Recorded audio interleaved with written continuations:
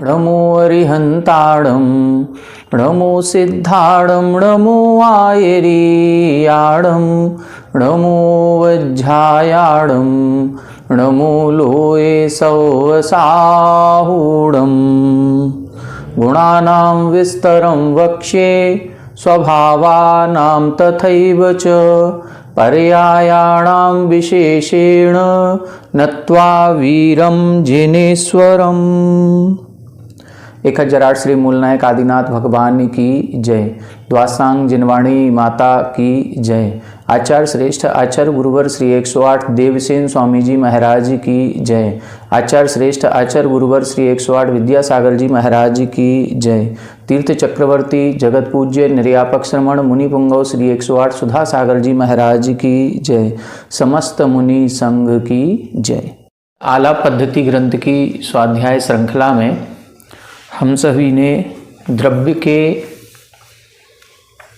परिभाषा को, स्वरूप को, लक्षण को, द्रव्य के जो गुण होते हैं ऐसे गुणों को, गुणों के भेद, सामान्य गुण, विशेष गुण, पर्याय में जो स्वभाव पर्याय है, विभाव पर्याय है, अर्थ पर्याय है या व्यंजन पर्याय है, इसी तरह स्वभाव, सामान्य स्वभाव या विशेष स्वभाव इत्यादि प्रकार से जो गुण, पर्याय और स्वभाव, इन तीनों का जो विस्तार से वर्णन होना था उस वर्णन को हम सभी ने पढ़ लिया है। ये जो आला पद्धति ग्रंथ है ये आप लोगों के कोर्स में रखा गया है 12 वर्षीय पाठ्यक्रम के अंतर्गत। तो ये चूँकि थोड़ा सा कठिन पड़ रहा था और सब्जेक्ट बड़ा था, इसीलिए इसके 2 पार्ट कर दिए गए। प्रमाण और प्रमाण व्युत्पत्ति अधिकार, यहाँ तक जो वर्णन है ये 5वें वर्ष के कोर्स में रखा गया और इसके बाद जो नए अधिकार का वर्णन है जिसमें 7 और 9 प्रकार के नयों का वर्णन विशेष रूप से विस्तार से किया जाएगा, उनके भेद प्रभेदों से सहित, उस नए के वर्णन को 6वें वर्ष के कोर्स में रखा गया। ये आला पद्धति ग्रंथ अपन ने जो शुरू किया था लगभग 15-16 दिन इसको हो गए हैं। तो इसमें अपन ने जो 5म वर्ष का कोर्स था उसको अपन ने कल की कक्षा में पूर्ण किया था। इसके अंतर्गत द्रव्य अधिकार, गुण अधिकार, गुण व्युत्पत्ति अधिकार, पर्याय अधिकार, पर्याय व्युत्पत्ति अधिकार, स्वभाव अधिकार, स्वभाव व्युत्पत्ति अधिकार और प्रमाण अधिकार, प्रमाण व्युत्पत्ति अधिकार, इस प्रकार से लगभग 8-9 अध्यायों का वर्णन जो 5म वर्ष के कोर्स में था वो अपना पूर्ण हो गया था। आज से अपन 6वें वर्ष का कोर्स प्रारंभ करेंगे जिसमें नए अधिकार का वर्णन है। ये अपन ने विभाग भले कर दिया क्योंकि अपन एक परीक्षा देने के परीक्षार्थी हैं, हम लोगों को परीक्षा देनी है, इसीलिए ये कोर्स लेंदी ना हो जाए तो 2 भाग इसके कर दिए। बाकी ग्रंथ एक है और पूरा ग्रंथ ही पढ़ने योग्य है और एक साथ पढ़ने योग्य है। ये आपका या हमारा सौभाग्य है कि अपन इसको पहले सूत्र से लेकर के कंटिन्यू पूरा पढ़ रहे हैं। वैसे नहीं तो 5वें वर्ष का कोर्स हो गया था तो ये क्लास अभी बंद हो जाती, 6वें वर्ष का 6वें साल में पढ़ाते जब लोग आ जाते, लेकिन चूंकि अभी क्रम से चल रहा है इसीलिए इसको क्रम पूर्वक ही अपन 5वें और 6वें वर्ष का पूरा करेंगे। जो लोग 6वें वर्ष में हैं वो आज से इस क्लास को सुनना प्रारंभ कर दें जिससे ये विषय आपकी समझ में आ जाएगा। कल अपन ने प्रमाण और प्रमाण व्युत्पत्ति अधिकार को समझा था। उस प्रमाण और प्रमाण व्युत्पत्ति अधिकार में इन्होंने स्पष्ट किया था कि जो द्रव्य हैं, द्रव्य के गुण हैं, द्रव्य की पर्याय हैं, इन सभी का ज्ञान किस कारण से होता है। तब इधर इन्होंने बताया था, जैसे सूत्र लिखा था सूत्र नंबर 32 में, ते कुतो ज्ञेयः, मतलब उस द्रव्य का ज्ञान, द्रव्य के गुणों का ज्ञान, द्रव्य की पर्यायों का ज्ञान, द्रव्य के स्वभाव का ज्ञान, ये कहां से हुआ, कैसे हम इसको जाने। तब इन्होंने एक सूत्र लिखा था, प्रमाण नय विवक्षातः। प्रमाण और नय की विवक्षा पूर्वक ही इनका ज्ञान होता है। प्रमाण से भी जानते हैं और नय से भी जाना जाता है। प्रमाण किसे कहते हैं, तब इन्होंने सूत्र लिखा था, सम्यक ज्ञानम प्रमाणम। जो सम्यक ज्ञान है वह सम्यक ज्ञान ही प्रमाण कहलाता है। ज्ञानोपयोग के 8 भेद किए जाते हैं, कुमति, कुश्रुत, कुअवधि, मति, श्रुत, अवधि, मनःप्रत्यय और केवल ज्ञान। इन 8 प्रकार के ज्ञानोपयोग में 3 प्रकार का ज्ञान मिथ्या ज्ञान कहलाता है और 5 प्रकार का ज्ञान सम्यक ज्ञान कहलाता है। जो 3 प्रकार का मिथ्या ज्ञान है वो मिथ्या ज्ञान होने के कारण से उसको प्रमाण नहीं कहा गया, वो प्रामाणिक नहीं है। लेकिन जो सम्यक ज्ञान है उसको प्रामाणिक कहा गया। क्यों? क्योंकि वो मिथ्यात्व से रहित अवस्था में उत्पन्न होता है। अब ये जो 5 प्रकार का ज्ञान प्रमाण रूप कहा गया उसको भी हम 2 भागों में बांटेंगे। कुछ ज्ञान हम इंद्रिय और मन की सहायता से करते हैं अथवा अन्य बाह्य सामग्री के निमित्त के मिलने पर करते हैं, और कुछ ज्ञान अन्य बाह्य सामग्री के निमित्त के बिना, उनके अवलंबन लिए बिना आत्मा से होता है, उसको हम प्रत्यक्ष प्रमाण कहते हैं। तो जो ज्ञान इंद्रिय मन की सहायता पूर्वक होता है उसे हम परोक्ष प्रमाण कहते हैं। पर अक्ष, अक्ष का मतलब आत्मा है और पर का मतलब आत्मा से भिन्न पदार्थ। आत्म तत्व से भिन्न पदार्थों का जब अवलंबन लिया जाता है तो उसको हम परोक्ष प्रमाण कहते हैं। आत्मा से भिन्न क्या है? 5 इंद्रियां हैं, मन है, हमने बताया था गुरु, उपाध्याय, आचार्य आदि जो हमें उपदेश देते हैं, पढ़ाते हैं, अथवा जो प्रकाश आदि है, ये सब हमारे पढ़ने में, ज्ञान अर्जन करने में साधन बनते हैं। तो जो जो साधन बनते हैं उन साधनों के अवलंबन पूर्वक जो ज्ञान होता है वो परोक्ष ज्ञान या परोक्ष प्रमाण कहलाता है। इसके अपन ने 2 भेद किए थे, मति ज्ञान और श्रुत ज्ञान, ये 2 परोक्ष हैं। बाकी जो 3 बचे हुए ज्ञान हैं, अवधि ज्ञान, मनःप्रत्यय ज्ञान और केवल ज्ञान, ये प्रत्यक्ष होते हैं। प्रत्यक्ष इसलिए होते हैं क्योंकि इसमें पर या अन्य वस्तुओं के अवलंबन की आवश्यकता नहीं होती।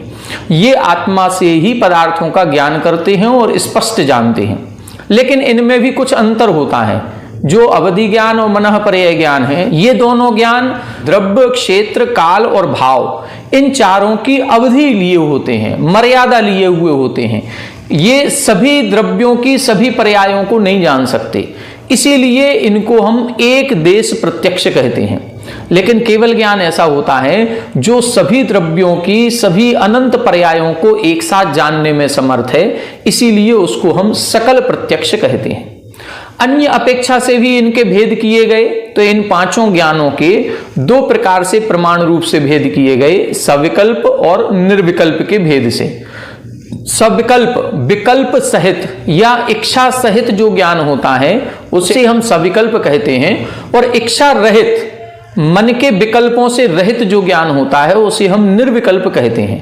जब ये परिभाषा हम लगाएंगे तो इस परिभाषा के अनुसार प्रारंभ के 4 ज्ञान, मति ज्ञान, श्रुत ज्ञान, अवधि ज्ञान और मनःप्रत्यय ज्ञान, ये चारों भी ज्ञान सविकल्प सिद्ध होते हैं क्योंकि चारों भी इच्छा पूर्वक होते हैं।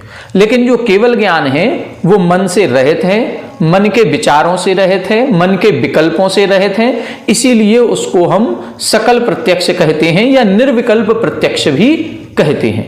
तो अपन ने प्रमाण के 2 भेद समझे थे, एक परोक्ष प्रमाण प्रत्यक्ष प्रमाण, दूसरा सविकल्प प्रमाण और निर्विकल्प प्रमाण। जब परोक्ष और प्रत्यक्ष के भेद करेंगे तो मति ज्ञान, श्रुत ज्ञान परोक्ष हो जाएंगे, अवधि, मनःप्रत्यय, केवल ज्ञान प्रत्यक्ष हो जाएंगे। इनमें भी अवधि ज्ञान और मनःप्रत्यय ज्ञान एक देश प्रत्यक्ष है, केवल ज्ञान सकल प्रत्यक्ष है। जब सविकल्प निर्विकल्प भेद करेंगे तो प्रारंभ के 4 मति, श्रुत, अवधि, मनःप्रत्यय सविकल्प प्रत्यक्ष हो जाएंगे और केवल ज्ञान निर्विकल्प प्रत्यक्ष हो जाएगा। ये चर्चा अपनी कल हो गई थी। अब यहां पर जो इन्होंने एक सूत्र लिखा था, प्रमाण नय विवक्षातः, प्रमाण और नय के द्वारा इन द्रव्यों के गुण, पर्याय, स्वभाव आदि का व्यवहार किया जाता है या इनको जाना जाता है। तो प्रमाण को तो हमने समझ लिया, प्रमाण के भेद बता दिए, सम्यक ज्ञान को प्रमाण कहते हैं, उनके भेद कर दिए, परोक्ष, प्रत्यक्ष या सविकल्प, निर्विकल्प। अब नय की चर्चा यहां से प्रारंभ होगी। जैसे कि तत्वार सूत्रकार उमा स्वामी जी ने भी इसी प्रकार से किया। पहले मोक्ष मार्ग बताया, 7 तत्वों का निरूपण किया और उनको जानने के उपाय बताए। फिर उधर उपाय बताते ही उन्होंने लिखा था प्रमाण नयैरधिगमः, प्रमाण और नय से इनका ज्ञान होता है। तो पहले प्रमाण का वर्णन किया, वहां पर भी 5 ज्ञान का वर्णन करने के बाद लिखा तत्प्रमाणे आद्य परोक्षम प्रत्यक्ष मन्यत, और पूरे 32 नंबर सूत्र तक प्रमाण का ही वर्णन किया। फिर 33 नंबर सूत्र में नय का वर्णन किया। इसी तरह से यहां पर भी पहले प्रमाण की पूरी व्याख्या करने के बाद अब नय का व्याख्यान प्रारंभ होगा कि नय के व्याख्यान पूर्वक ही इन द्रव्य आदि का व्यवहार होता है। ये नय कहलाता क्या है? हमने आपको बताया था कि प्रमाण समस्त संपूर्ण वस्तु को ग्रहण करता है और नय एक कहने की पद्धति है, ये अंश रूप का ग्रहण करता है।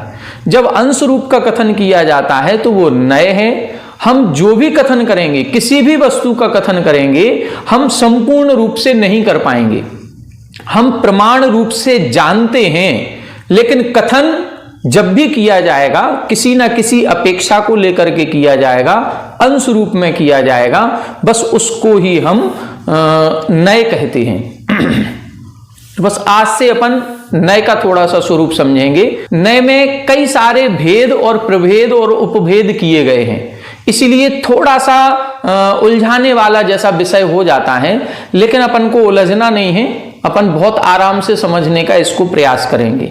सामान्य से नय के 2 भेद किए जाते हैं, निश्चय नय और व्यवहार नय। पहले इन 2 को समझ लें। ये 2 नय समझ में आ गए तो बाकी अन्य प्रभेद भी समझ में आ जाएंगे। निश्चय नय किसे कहते हैं? निश्चय नय का मतलब है जो द्रव्य का वास्तविक स्वरूप है, उस स्वरूप का जो कथन करने वाला है, उसको हम निश्चय नय कहते हैं।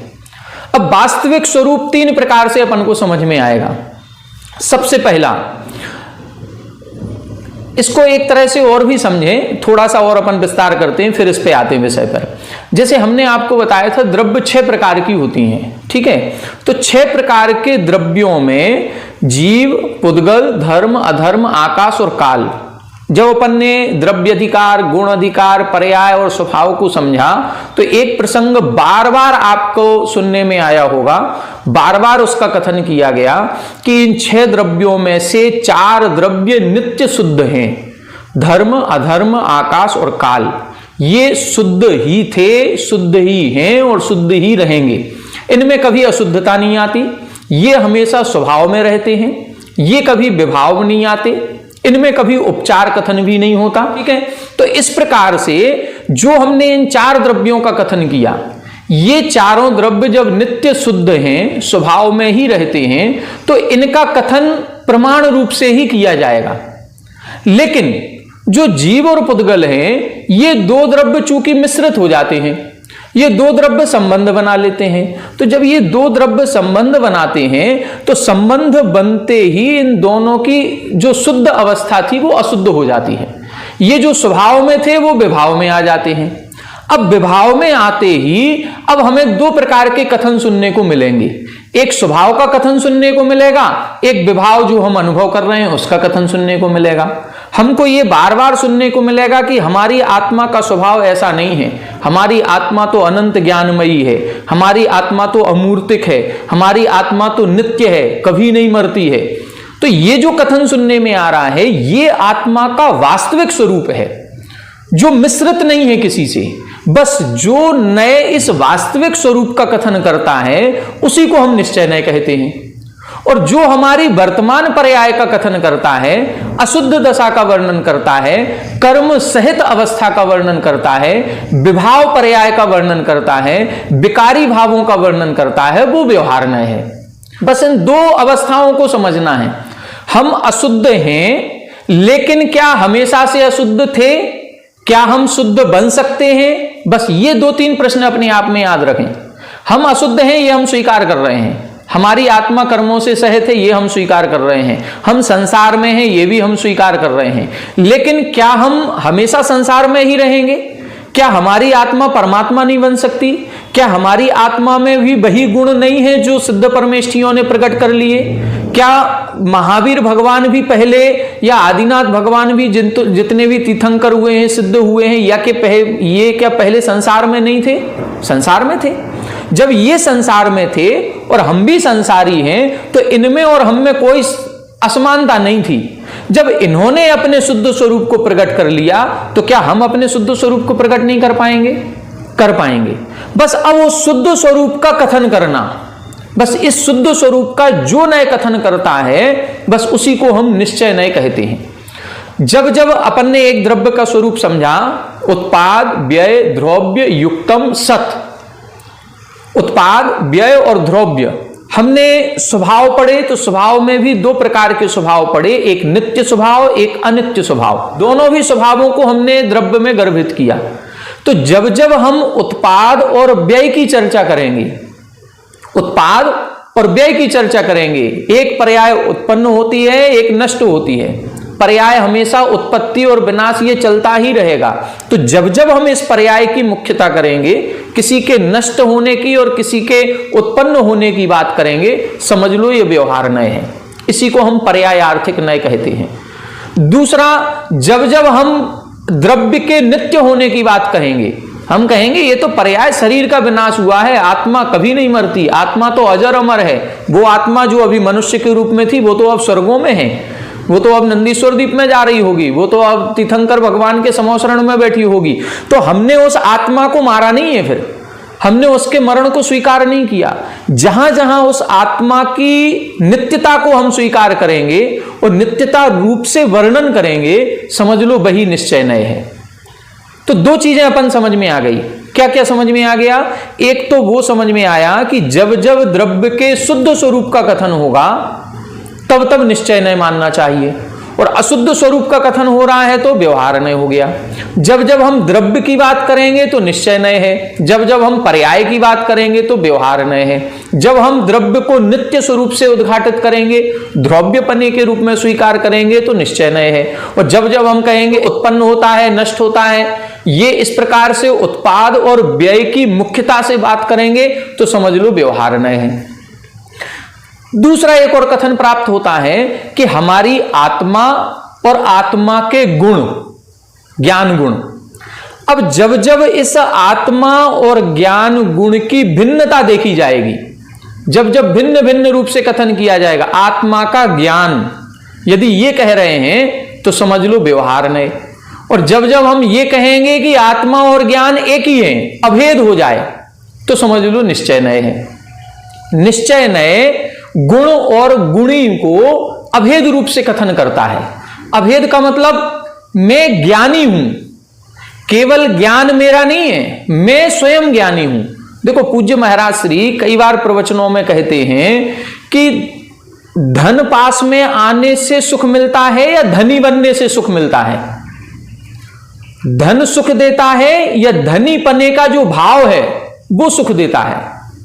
अब ध्यान से देखें तो धनी पने का जो भाव है उससे आनंद की प्राप्ति होती है, धन से आनंद नहीं मिलता। एक बैंक में कैशियर होता है, उस कैशियर के पास लाखों रुपए आता है और जाता है, उसके पास धन खूब है, उसके पूरी चेस्ट की चाबी उसी के पास रहती है, करोड़ों रुपए वो देख रहा है, रोजाना उसको गिन रहा है, सब कुछ कर रहा है, लेकिन उसको धनी पने का आनंद नहीं होता। क्यों? क्योंकि धन अलग हो गया और वो अलग हो गया। लेकिन वही पैसा हमारी तिजोरी में ही रखा हो, हमारा ही है, जब इस प्रकार का भाव आता है तो हमें धनी पने का आनंद होता है। बस वो जो धनी पने का आनंद है, जब हम धन को और अपने स्वयं को भिन्न भिन्न महसूस नहीं करते हैं, एक रूप से महसूस करते हैं, उसी को हम निश्चय नय कहते हैं। हम ज्ञानी पने का आनंद लें, ज्ञान का आनंद नहीं लें। ज्ञान अलग, जैसे धन अलग है, धनी अलग है, दोनों अलग हो गए, गुण और गुणी, धन और धनी।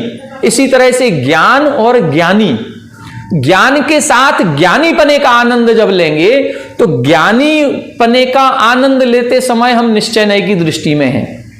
और जब ज्ञान की बात करेंगे, केवल ज्ञानी पने का आनंद नहीं आएगा, तो समझ लो उसमें हमने भेद कर दिया, वो व्यवहार नय कहलाएगा। नया अधिकार अपना प्रारंभ हुआ है, उसकी एक प्रकार से प्रस्तावना अभी अपनी चल रही है। और जो इसके सूत्र होंगे, सूत्र नंबर संभवतः 39 से शुरू होगा। तो यहां पर हम ये बता रहे हैं कि जो नय हैं, ये नय मुख्य रूप से प्रकार के कहे गए निश्चय नय और व्यवहार नय। बस इन्हीं नयों का हमें समझना है। आगे आने वाले जो सूत्र होंगे उसमें इन्हीं निश्चय नय और व्यवहार नय के ही भेद प्रभेद करके कई सारे भेद बना दिए गए। अब जो निश्चय नय है, निश्चय नय भी दो प्रकार का हो जाएगा, शुद्ध निश्चय नय और अशुद्ध निश्चय नय। अब देखें ध्यान से, हम ज्ञानी पने का अनुभव करेंगे, लेकिन उस ज्ञानी पने के अनुभव में भी हम अपनी शुद्ध पर्याय का या शुद्ध गुण का अनुभव कर रहे हैं या अशुद्ध पर्याय या अशुद्ध गुण का अनुभव कर रहे हैं। जब हम अशुद्ध गुण का अनुभव करेंगे तो वो अशुद्ध निश्चय नय है। जब हमारे शुद्ध गुणों का अनुभव करेंगे या कथन करेंगे तो वो शुद्ध निश्चय नय हो गया। हम कहें कि मैं केवल ज्ञान स्वरूपी हूं, तो केवल ज्ञान शुद्ध गुण है कि अशुद्ध गुण है? शुद्ध गुण है। क्यों? क्योंकि कर्मों से रहित अवस्था में प्रकट होता है। जो भी गुण कर्मों से रहित अवस्था में प्रकट होते हैं वही स्वाभाविक गुण हैं। तो जब जब स्वाभाविक गुण की बात की जाएगी उसको हम निश्चय नय कहेंगे, लेकिन कर्मों से रहित तो हमारा शुद्ध निश्चय नय हो गया, केवल ज्ञान। और हम कहें हम मति ज्ञान वाले हैं, श्रुत ज्ञान वाले हैं, अवधि ज्ञान वाले हैं, जब हम इन ज्ञान से सहित आत्मा की बात करेंगे तो ये जितने भी ज्ञान हमने चार बताए हैं ये चारों कर्म के आवेश से होते हैं, कर्म से प्रभावित होते हैं, पर द्रव्य के निमित्त से हो रहे हैं, इसीलिए ये अशुद्ध गुण हो गया और अशुद्ध पर्याय हो गई। तो अशुद्ध गुण और अशुद्ध गुणी का कथन किया जाएगा अभेद रूप से, तो उसको हम अशुद्ध निश्चय नय कहेंगे। निश्चय नय भेद रूप कथन नहीं करता, गुण अलग गुणी अलग नहीं, गुण गुणी एक रूप में कथन करेगा, वो निश्चय नय। अब गुण और गुणी का हम अभेद कथन कर रहे हैं, लेकिन जब हम स्वाभाविक गुण की बात करेंगे तो शुद्ध निश्चय नय, और जो कर्मों से प्रेरित हो रहा है उससे बात करेंगे तो अशुद्ध निश्चय नय। कोई विशेष अंतर नहीं है, बहुत सरल है नय को समझना। बस एक बार अपन को क्लियर करना है कि कौन सी अवस्था किस नय का विषय बनती है। तो निश्चय नय के अपन ने दो भेद किए, शुद्ध निश्चय नय, अशुद्ध निश्चय नय। जब हम ज्ञान गुण और ज्ञानी आत्मा की बात करेंगे, अभेद रूप से बात करेंगे, भेद नहीं करेंगे, तो यही निश्चय नय है। केवल ज्ञान से भेद नहीं करेंगे तो हमारा शुद्ध निश्चय नय हो गया, और मति ज्ञान, श्रुत ज्ञान, अवधि ज्ञान, मन पर्याय ज्ञान से भेद नहीं करेंगे तो यही अशुद्ध निश्चय नय हो जाएगा। व्यवहार नय में हम भेद कर देंगे। अब व्यवहार नय में दो चीजें अपन को समझनी है। व्यवहार नय में मति ज्ञान, श्रुत ज्ञान, अवधि ज्ञान, मन पर्याय ज्ञान हमारा है, एक कथन। राग द्वेष परिणाम मेरे हैं, दूसरा कथन। ये शरीर मेरा है, तीसरा कथन। ये कुर्सी मकान आदि हमारे हैं, पत्नी पुत्र आदि हमारे हैं, ये चौथा कथन। अब ये चारों कथनों में अपन को देखना है, एक शुद्ध व्यवहार नय, एक अशुद्ध व्यवहार नय, एक उपचरित व्यवहार नय, एक अनुपचरित व्यवहार नय, जिसको हम सद्भूत या असद्भूत कहते हैं। इन्हीं के ये भेद प्रभेद हैं, कोई विशेष अंतर नहीं है। अपन को ये समझना है, देखो संबंध तीन प्रकार के होते हैं, एक तादात्म्य संबंध, एक संश्लेष संबंध, एक संयोग संबंध। ठीक है। तादात्म्य संबंध किसे कहते हैं? जिसको हम कितना भी प्रयास कर लें अलग नहीं कर सकें। दो वस्तुएं मिली हैं लेकिन उनको हम कितना भी प्रयास करें वो अनादिकाल से एक में एक थी और अनंत काल तक रहेंगी, उनको किसी भी प्रयास के द्वारा अलग नहीं किया जा सके, उसको तादात्म्य संबंध बोलते हैं। जैसे गुण और गुणी का संबंध। जीव अनादिकाल से है तो जीव अनादिकाल से ही ज्ञान से सहित है। जीव अनंत काल तक रहेगा तो अनंत काल तक ही ज्ञान से सहित रहेगा। यह है तादात्म्य संबंध। ज्ञान को और आत्मा को हम अलग नहीं कर सकते। बस ये जो तादात्म्य संबंध है, ये तादात्म्य संबंध निश्चय नय का विषय होता है।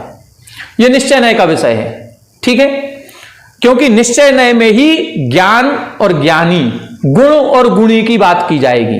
जब आत्मा के अशुद्ध गुणों की बात की जाएगी तो अशुद्ध निश्चय नय हो जाएगा, शुद्ध गुणों की बात की जाएगी तो शुद्ध निश्चय नय हो जाएगा। लेकिन तादात्म्य संबंध किसका विषय हो गया?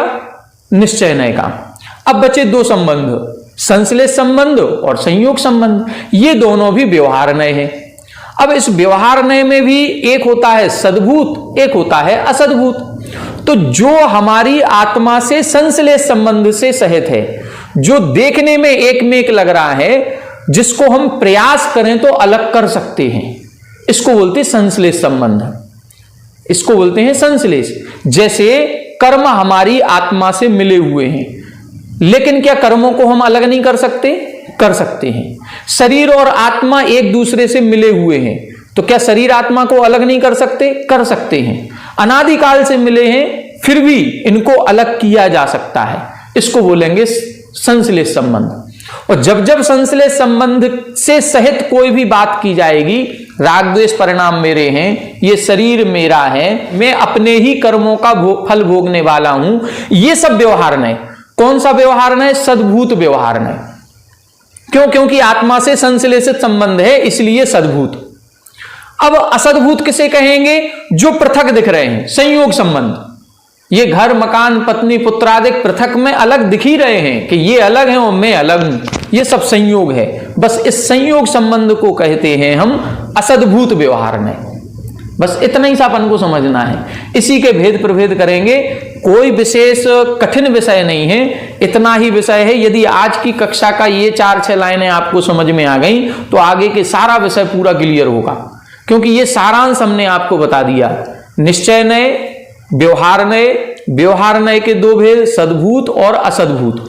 तो निश्चय नय 3 विकल्प बनाए, निश्चय नय, सद्भूत व्यवहार नय, असद्भूत व्यवहार नय। तादात्म्य संबंध जो है वो निश्चय नय का विषय है, संश्लेष संबंध ये सद्भूत व्यवहार नय हो गया, और संयोग संबंध ये असद्भूत व्यवहार नय हो गया। अब हम यदि मान लो कोई कह रहा है ये मकान मेरा है, तो समझ लो ये गलत नहीं बोल रहा है, ये झूठ नहीं है, ये असत्य नहीं बोल रहा है, ये किसी नए की अपेक्षा से बात कर रहा है। वो नए कौन सा होगा? ये घर मेरा है, इसका मतलब असद्भूत व्यवहार नय। कोई महाराज हैं, वो महाराज जी कहें हमारा कमंडल कहां गया? अब कमंडल को वो क्या कह रहे हैं? हमारा कमंडल कहां गया? अब कोई भी कमंडल ला करके दे दो, वो कहें नहीं मेरा वाला लाओ, मेरा वाला कहां है? तो मेरेपन का जो ये भाव उनके मन में आ रहा है, तो क्या वो झूठ बोल रहे हैं? नहीं, झूठ नहीं बोल रहे हैं। वो कमंडल का उनके साथ संबंध कौन सा है? संयोग संबंध।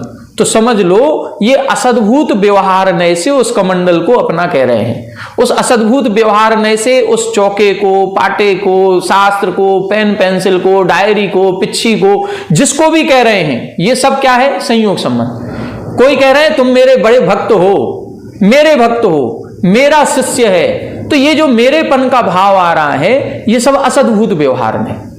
कोई अपने शरीर को अपना कह रहा है, राग द्वेष परिणाम भी आत्मा के हैं, कर्मों से उत्पन्न हो रहे हैं, ये सब क्या हो गया? ये भी व्यवहार नय का विषय है, लेकिन ये सद्भूत व्यवहार हो गया। और कोई कह रहा है ना राग द्वेष मेरा है, ना ये शरीर मेरा है, ना ये कमंडल पिच्छी मेरी है, कुछ भी मेरा नहीं है, मेरी तो मेरी आत्मा है और मेरा ज्ञान दर्शन मेरा है। समझ लो वो निश्चय नय की बात कर रहा है, वो भी निश्चय नय से अपनी आत्मा के स्वरूप को जान रहा है। अब उस निश्चय नय में हैं तो हम संसारी, हैं तो मुनि, लेकिन हम क्या रहे हैं? मैं बिल्कुल सिद्धों के समान शुद्ध केवल ज्ञान वाला हूं। समझ लो ये शुद्ध निश्चय नय की बात कर रहा है, क्योंकि सिद्धों से अपनी समानता, शुद्ध स्वभाव से अपनी समानता दिखा रहा है, तो समझ लो ये शुद्ध निश्चय नय हो गया। अशुद्ध पर्याय की बात करेगा तो अशुद्ध निश्चय नय हो गया। बस इतना ही विषय इसमें है। अब इसी को कई रूपों से, करीब 20-25 सूत्रों के माध्यम से इन्होंने विस्तार दिया है। तो विस्तार जब अपन पढ़ते हैं तो थोड़ा सा कंफ्यूजन लगने लगता है। ये क्या कह दिया? उपचरित सद्भूत, अनुपचरित सद्भूत, स्वजाति, उपजाति, विजाति, ये कई प्रकार के भेद किए हैं। धीरे धीरे एक एक सूत्र को जब हम पढ़ेंगे तो सारा विषय स्पष्ट होगा, सब कुछ समझ में आएगा। बस थोड़ा सा माइंड को अपन को खुला रखना है, केवल ये 3 संबंधों को समझ जाएंगे तो सारा नए का विषय अपन की समझ में आएगा। आइए चलें देखें, पेज नंबर हमारे में है 103 और सूत्र नंबर 39। देखें यहां सूत्र लिखा तदवयवा नयाः, तदवयवा नयाः, तदवयवा नयाः। यहां बता रहे हैं तत् अवयवा नयाः, उसके जो अवयव हैं, तत् अवयव, तत् यानी उसके, अवयव, अवयव का मतलब अंश। किसके अंश? जिसकी व्याख्या अभी पूर्व सूत्रों में की है। 32 नंबर सूत्र से 38 नंबर सूत्र तक प्रमाण की चर्चा की थी कि नहीं? परोक्ष प्रमाण, प्रत्यक्ष प्रमाण, सविकल्प प्रमाण, निर्विकल्प प्रमाण, ये जो प्रमाण के भेद बताए थे, ये प्रमाण के अवयव जो होते हैं उसे हम नए कहते हैं। वस्तु को जानते हम प्रमाण से हैं, लेकिन कथन जब भी होगा वो नए पूर्वक ही होगा। जैसे कई बार ये कहा जाता है कि हम किसी पेड़ को देखें, कई बार महाराज श्री ये उदाहरण देते हैं कि एक पेड़ को हमने देखा तो ये बताओ ये पेड़ है, बोले हाँ ये पेड़ है, लेकिन इस पेड़ में पेड़ कहां है ये बताओ। यदि उसने पत्ती पर हाथ रखा तो ये तो पत्ती है, वो डाली को छू के दिखा रहा तो ये तो डाली है, शाखा है, नीचे तो जड़ है, ये फल है, ये फूल है, पेड़ कहां है? पेड़ होता ही नहीं है। पेड़ तो समग्र को विषय करने वाला है। तो प्रमाण रूप से हम पेड़ जान रहे हैं कि ये वृक्ष है, ये पेड़ है, लेकिन जब कथन होगा तो वो नए पूर्वक ही होगा। पेड़ किसे कहते हैं? जिसमें पत्ती होती है, जड़ होती है, तना होता है, शाखाएं होती हैं, फल फूल होते हैं, उसे पेड़ कहते हैं। तो पेड़ की परिभाषा क्या बताओगे? पेड़ की परिभाषा जब भी बताई जाएगी वो अंश अंश को जोड़ करके बताई जाएगी। पत्ती, फूल, फल, जड़, तना, इन सबको जोड़ दो सो पेड़ बन जाएगा। तो पेड़ क्या है? पेड़ जैसी कोई वस्तु नहीं है, वो कुल मिलाकर के इन सभी वस्तुओं का संग्रह करके जो हमने जाना सो वो प्रमाण है, उसी को हम पेड़ कह रहे हैं। जैसे कई बार महाराज सिंह ने उदाहरण दिया कि हमें आगरे में चतुर्मास करना है। अब आगरा घूमते घूमते बहुत देर हो गई, आगरा मिला ही नहीं। बोले क्यों नहीं मिला? बोले जहां भी गए पूछा आगरा कहाँ है, ये कौन सी कॉलोनी? बोले ये कमला नगर है, ये लोकोदय हो गया, ये अपने अन्य अन्य जितने शालीमार बाग है और वो कौन सा हरि पर्वत है। तो कहीं ना कहीं हम कॉलोनी के नाम बोल रहे हैं। तो मेन शहर कहाँ चला गया? वो शहर है लेकिन उन कॉलोनियों के मिलने से बनेगा। तो कथन जब भी होगा वो किसी ना किसी कॉलोनी रूप से ही होगा। ये ही अंश कहलाता है, इसी को हम नए कहते हैं। प्रमाण से हमने द्रव्य को जाना, लेकिन उस द्रव्य के स्वभावों का, उस द्रव्य के गुणों का, उस द्रव्य की पर्यायों का जब भी वर्णन किया जाएगा वो शब्दों से सहित होगा, और शब्दों से सहित होगा तो वो नए कहलाएगा। प्रमाण का कथन करना है वो नए का विषय बनेगा। इसीलिए लिखा तत् अवयवा नयाः। उस प्रमाण के द्वारा जानी हुई वस्तु का अंश रूप से कथन करना ये नए कहलाता है।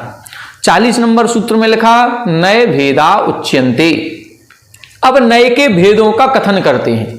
जैसे प्रमाण बताया, प्रमाण सम्यक ज्ञानम प्रमाणम, फिर उसके भेद किए, तद्वेधा प्रत्यक्षेतर भेदात, सविकल्प निर्विकल्प भेदात, ये उसके भेद बता दिए। अब इसी तरह से कह रहे हैं कि उस नए के अब भेदों का वर्णन यहां पर हम करते हैं। अब नए के कौन कौन से भेद होते हैं? तब सूत्र 41 में लिखा द्रव्यार्थिकः, पर्यायार्थिकः, नैगमः, संग्रहः, व्यवहारः, ऋजुसूत्रः, शब्दः, समविरूढ़ः एवं भूत इति नव नयाः स्मृताः। ये 9 प्रकार के नए जानने चाहिए। मुख्य रूप से तो नए के 2 भेद हैं, निश्चय नय और व्यवहार नय। इसी के 2 नाम मिलते हैं, द्रव्यार्थिक नय और पर्यायार्थिक नय। तो द्रव्यार्थिक नय या पर्यायार्थिक नय कहें या निश्चय नय कहें, व्यवहार नय कहें, एक ही चीज है। जो द्रव्य का कथन करता है उसे निश्चय नय कहते हैं, जो पर्याय का कथन करता है उसे व्यवहार नय कहते हैं। तो इधर मुख्य रूप से तो 2 ही भेद हैं, द्रव्यार्थिक और पर्यायार्थिक। इन्हीं का जब विस्तार कर देते हैं तो ये नैगम, संग्रह, व्यवहार, ऋजुसूत्र, शब्द, समविरूढ़ एवं भूत, ये 7 प्रकार के नए और विस्तार में बन जाते हैं। तत्वार सूत्रकार आचार्य उमा स्वामी जी ने इन 7 नयों का ही वर्णन किया। जब अपन इनको विस्तार से पढ़ेंगे तो देखेंगे कि प्रारंभ के 3 नय, नैगम नय, संग्रह नय और व्यवहार नय, ये द्रव्यार्थिक नय के भेद होते हैं, या द्रव्य को प्रयोजन करके या द्रव्य को उद्देश्य करके कथन करते हैं। तीसरे जो अन्य 4 भेद किए गए हैं, शब्द, समविरूढ़, ऋजुसूत्र, शब्द, समविरूढ़ एवं भूत, ये 4 नय ये पर्याय की मुख्यता से कथन करते हैं, इसलिए इनको पर्यायार्थिक नय भी कहते हैं। इनकी परिभाषा आगे सूत्रों में आएगी, इसीलिए अपन उसी समय समझेंगे। अभी ना समझ करके अभी सूत्रों को आगे बढ़ाएंगे। फिर जब इनका विशेष वर्णन प्रारंभ होगा, नैगम नय के भी 3 भेद आएंगे, संग्रह नय के भी 2 भेद हैं, व्यवहार नय के 2 भेद हैं, तो उस समय इनकी परिभाषा और इनके भेदों का कथन करेंगे। अगला सूत्र लिखा उपनयाश्च कथ्यन्ते। उपनयाश्च कथ्यन्ते का मतलब अभी हमने कहा नय भेदा उच्यन्ते, नय के भेदों का कथन करते हैं। वो नय कितने हैं? 9 प्रकार के हो गए। लेकिन इन 9 प्रकार के नयों के समीप में या इनका और सूक्ष्म रूप से विस्तार करें तो इनके और उपनय भी बन जाते हैं। जैसे एक महानदी होती है, फिर उस नदी से थोड़ी बहुत नहरें निकलती हैं, वो नहरें क्या हैं? ये उपनय के जैसी हैं। नय एक महानदी के समान है, उस नदी से निकलने वाली नहरों के समान ये उपनय कहलाते हैं। नयानाम समीपा उपनया, जो नय के समीप रहते हैं, मतलब हैं तो नय का ही कथन कर रहे हैं, लेकिन सूक्ष्म रूप से और कथन कर रहे हैं और विस्तार करके कथन कर रहे हैं, उसको हम उपनय कहते हैं। जो नय का विषय है वही थोड़ा सा विस्तार करके और सूक्ष्मता के साथ जब वर्णन किया जाता है, उसी को हम उपनय कहते हैं। ये उपनय कितने होते हैं? तो 3 प्रकार के होते हैं। सद्भूत व्यवहार, असद्भूत व्यवहार, उपचरिता सद्भूत व्यवहारश्च इति उपनयाः त्रेधाः। यहां बता रहे हैं 3 प्रकार से उपनय के भेद किए जाते हैं। एक सद्भूत व्यवहार नय, असद्भूत व्यवहार नय और उपचरित असद्भूत व्यवहार नय। तो ये 3 भेद कर दिए। आगे जाकर के जब आप लोग और पढ़ेंगे तो इनके भी भेद प्रभेद हो जाएंगे। सद्भूत व्यवहार नय के 2 भेद करेंगे, शुद्ध सद्भूत, अशुद्ध सद्भूत। असद्भूत व्यवहार नय और उपचरित असद्भूत के भी 3 भेद करेंगे, स्वजाति, विजाति और स्वजाति विजाति। ये आगे सूत्रों में वर्णन आएगा, उस समय अपन इनको और विस्तार के साथ पढ़ेंगे। इदानीम एतेषां भेदा उच्यन्ते। अब इधर इन्होंने एक प्रकार से नय के भेदों का कथन कर दिया। नय भेदा उच्यन्ते, नय के 9 भेद बता दिए। उपनय भेदा कथ्यन्ते, उपनय के 3 भेद बता दिए। अब यहां कह रहे हैं अब इनके भेदों का कथन करना चाहिए। ये तो अभी भेदों के नाम और संख्या बताई, अब इनकी स्वरूप क्या है, इनके भेद प्रभेद क्या है, इनका वर्णन यहां से प्रारंभ होगा। तो सूत्र नंबर 45 में लिखा इदानीम एतेषां भेदा उच्यन्ते। इदानीम यानी अब, एतेषां यानी इन ऊपर कहे हुए द्रव्यार्थिक, पर्यायार्थिक, नैगम, संग्रह इत्यादि जो 9 भेद किए हैं, इनके भेदों का कथन करते हैं। तो सबसे पहले कौन सा लिखा है? द्रव्यार्थिक कहा। तो द्रव्यार्थिक नय की बात कर रहे हैं। द्रव्यार्थिकस्य 10 भेदाः, द्रव्यार्थिकस्य 10 भेदाः। यहां बता रहे हैं द्रव्यार्थिक नय के 10 भेद होते हैं।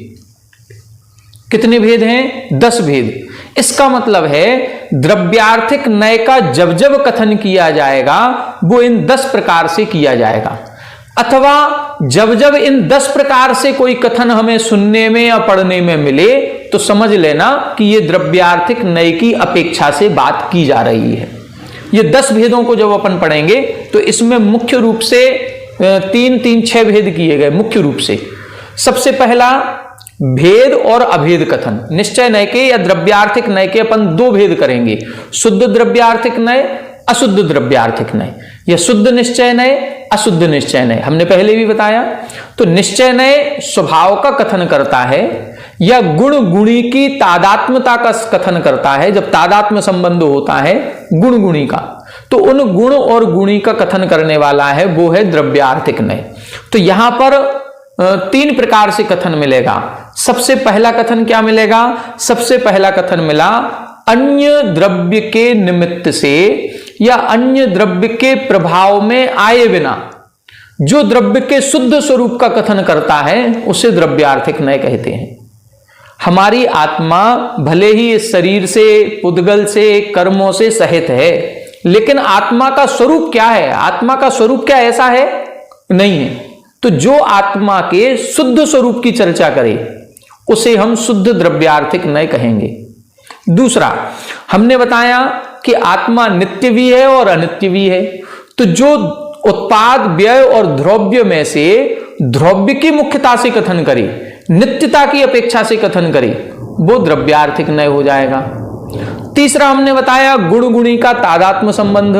तो जो गुण और गुणी का अभेद कथन करता है, भेद कथन नहीं, अभेद कथन करता है, उसे द्रव्यार्थिक नय कहते हैं। आज की कक्षा में अपना समय हो गया, कल की कक्षा में अपन इनके 10 भेदों को पढ़ेंगे। एक एक सूत्र बहुत समझने लायक है, और जैसे ये 10 भेद समझ में आ जाएंगे, समझ लेना कि आप आधे से ज्यादा नय का वर्णन पढ़ लिए और समझ लिए। मुख्य विषय है ये द्रव्यार्थिक और पर्यायार्थिक नय का। द्रव्यार्थिक नय में द्रव्य की मुख्यता होती है, शुद्ध स्वरूप की मुख्यता होती है, गुण गुणी के अभेद कथन की मुख्यता होती है, और जो नित्यपना है द्रव्य का, उत्पाद व्यय को छोड़ करके द्रव्य दृष्टि का, बस वो द्रव्यार्थिक नय का विषय है। इससे उलट कर देंगे वो पर्यायार्थिक नय का विषय बन जाएगा। बस ये अपन को देखना है, ये अपन कल देखेंगे। आज की कक्षा में इतना ही। अपन ने 46 नंबर सूत्र तक देख लिया, 47 से अपन कल पढ़ेंगे।